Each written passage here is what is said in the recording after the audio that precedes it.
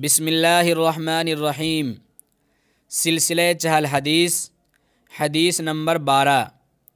عن سہل بن سعد رضی اللہ عنہ قال قال رسول اللہ صلی اللہ علیہ وسلم من یضمن لی ما بین لحییہ وما بین رجلیہ اضمن لہ الجنہ۔ حدیث کا ترجمہ۔ حضرت سہل بن سعد رضی اللہ عنہ سے روایت ہے کہ رسول اللہ صلی اللہ علیہ وسلم نے ارشاد فرمایا کہ جو شخص میرے لیے اس چیز کا ضامن بن جائے جو دونوں جبڑوں کے درمیان ہے اور اس چیز کا جو دونوں پیروں کے درمیان ہے تو میں اس کے لیے جنت کا ضامن ہو جاؤں گا۔ حدیث کا مطلب۔ ایسے تو ایمان والوں کے لیے ضروری ہے کہ اپنے تمام اعضاء و جوارح کو گناہ صادر ہونے سے بچا کر رکھے، لیکن اعضائے انسانی میں دو عضو ایسے ہیں جن کی حفاظت کو خاص اہمیت حاصل ہے۔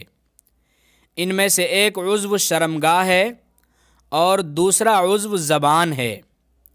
اسی لیے جناب رسول اللہ صلی اللہ علیہ وسلم نے اس حدیث میں ان دونوں اعضاء کے متعلق ارشاد فرمایا کہ جو بندہ مومن ایمان کے بنیادی تقاضوں کو پورا کرتے ہوئے اس بات کی ذمہ داری لے لے کہ وہ اپنی زبان کو فحش گوئی، بد کلامی، گالی گلوچ، غیبت اور بہتان اور حرام کھانے سے محفوظ رکھے گا، اور اسی طرح اپنی شرمگاہ کو بھی ناجائز نفسانی خواہشات سے بچا کر احکام خدابندی کا پابند بنا کر رکھے گا، تو میں ایسے شخص کے لیے اللہ کی طرف سے جنت کی ذمہ داری لے سکتا ہوں اور ایسے شخص کو جنت کی بشارت اور خوشخبری سنا سکتا ہوں۔